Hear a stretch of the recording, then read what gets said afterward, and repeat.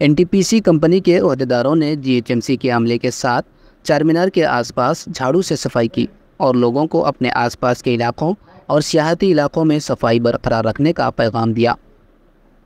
इस प्रोग्राम में एनटीपीसी के जनरल मैनेजर, एग्जीक्यूटिव डायरेक्टर और दीगर ने शिरकत की। एनटीपीसी के ज़ेरे एहतमाम सफाई प्रोग्राम में जीएचएमसी अमला और अहदेदारों ने भी हिस्सा लिया। उन्होंने कहा कि इस प्रोग्राम का बुनियादी मकसद लोगों में सफाई के बारे में शोर बेदार करना है।